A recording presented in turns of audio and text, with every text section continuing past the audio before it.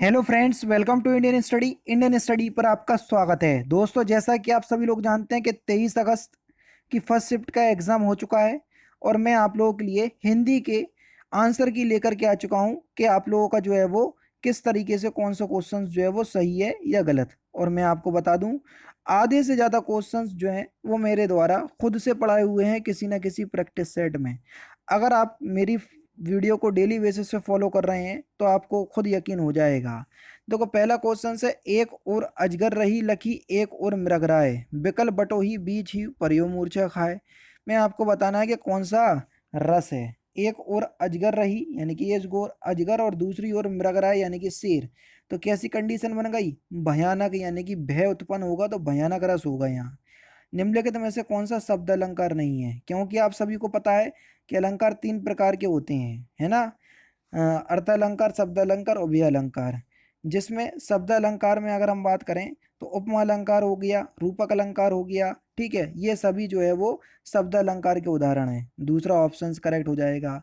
जबकि श्लेष, अनुप्रास, यमक, बीप्सा और वक्रोक्ति ये अर्थ अलंकार, ये जो है वो आपके शब्द अलंकार के उदाहरण हैं।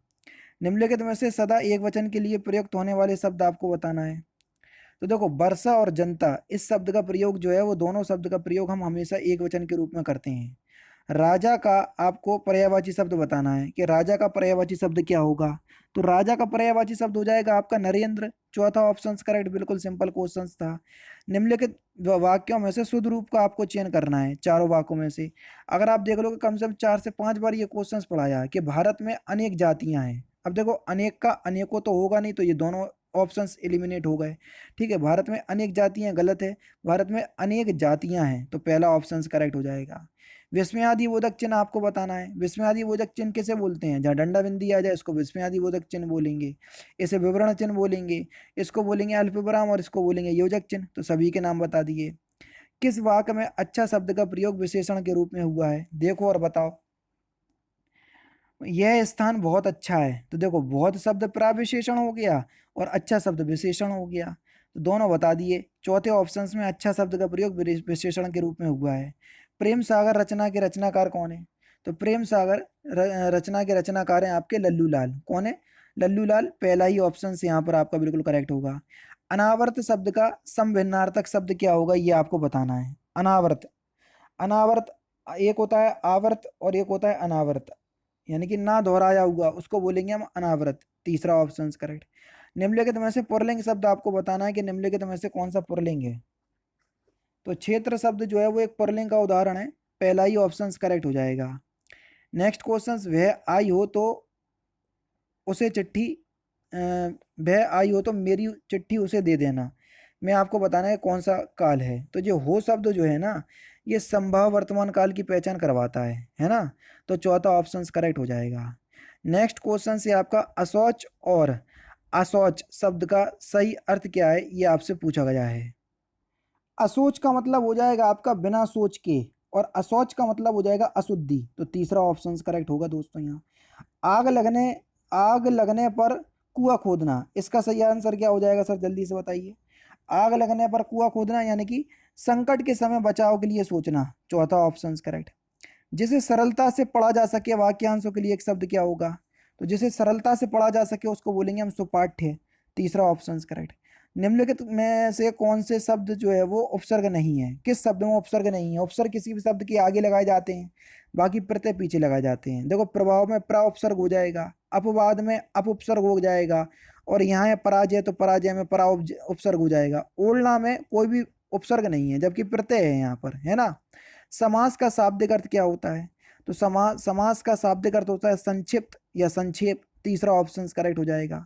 90 से 94 तक गद्यांश के क्वेश्चन थे, तो जिस बच्चे ने मुझे ये भेजा है तो उसने गद्यांश के क्वेश्चन हटा दिए, पता नहीं क्यों। अगम और आगम शब्द युग्म का सही अर्थ क्या है? अगम का मतलब हो जाएगा आपका दुर्लभ, और आगम का मतलब हो जाएगा आपका उत्पत्ति। तो तीसरा ऑप्शन यहाँ पर आपका बिल्कुल करेक्ट हो जाएगा। निम्नलिखित में से कौन सा मूक का अनेकार्थक शब्द नहीं है?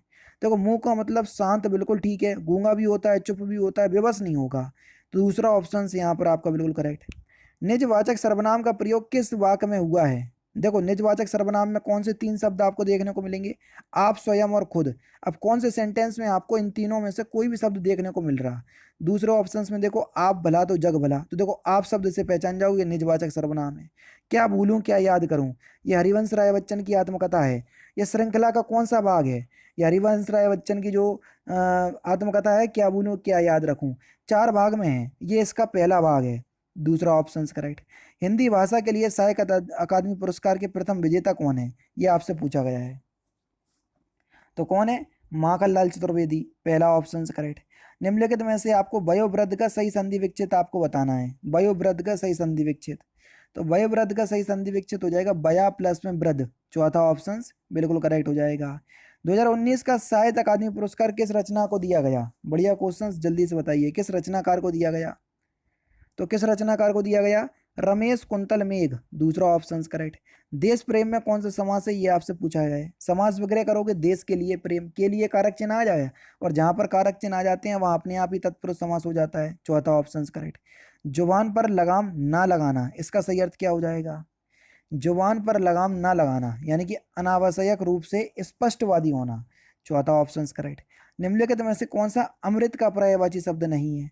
देखो सोम तो होता है, अमीय भी होता है, सुधा भी होता है, क्षीर नहीं होता। क्षीर जो है ये खीर का तद्भव तत्सम शब्द है ना, तो चौथा ऑप्शन करेक्ट। निम्नलिखित में से कौन सा दंत नहीं है, यानी कि दंत व्यंजन नहीं है? पूरा तावर्ग, ता था दादा ना, पूरा तावर्ग दंत से बोला जाता है, जबकि टा ये मूर्धन्य से बोला जाएगा। किससे? मूर्धन्य से। तो बस दूसरा ऑप्शन करेक्ट। मैंने आम खा लिया है, तो आपको बताना है कौन सा काल है। तो देखो काल में मैंने आम खा लिया है, अभी अभी काम करके या अभी अभी काम समाप्त करके हटे हैं, तो वहां आसन्न भूतकाल होगा, तीसरा ऑप्शन करेक्ट। किसी एक में ही आस्था रखने वाले को हम क्या बोलेंगे? किसी एक में ही आस्था रखने वाले को हम क्या बोलेंगे? तो उसको बोलेंगे हम अनन्य, पहला ऑप्शन करेक्ट। नेक्स्ट क्वेश्चन से शब्द धमाका, लड़ाकू, उड़ाक और छिलका शब्द में आपको बताना है कौन से प्रत्यय हैं। देखो धमाका शब्द में आ का प्रत्यय है, तो ये तो एलिमिनेट हो गया, ये भी एलिमिनेट हो गया, दो ऑप्शंस बचे अब आपके सामने। लड़ाकू शब्द में आकू प्रत्यय है, तो ये भी एलिमिनेट हो गया, बस यही बचा, है ना। तो इस तरीके से क्वेश्चंस करोगे ना, तुरंत में आंसर आपके निकलेंगे, तो पहला ऑप्शन करेक्ट। और लास्ट क्वेश्चंस के शुद्ध वाक्य को आपको चुनना है, कौन सा वाक्य जो है वो शुद्ध है। मध्यकालीन युग में कलाओं की बहुत उन्नति हुई है। देखो कलाओं का यहाँ पर बहुवचन बना दिया, जबकि कला का बहुवचन कला ही होगा, है ना। तो कलाओं की नहीं, मध्यकालीन युग में कला की बहुत उन्नति हुई है। तो बस पहली पार्ट में गलती थी, तो शुद्ध वाक्य का आपको यहाँ पर जो है वो चयन करना था। तो यहाँ पर पहला वाक्य जो है वो आपका बिल्कुल करेक्ट हो जाएगा। तो दोस्तों ये थे आपके इंपॉर्टेंट क्वेश्चंस, या वही क्वेश्चंस जो आपके एग्जाम में आए हैं।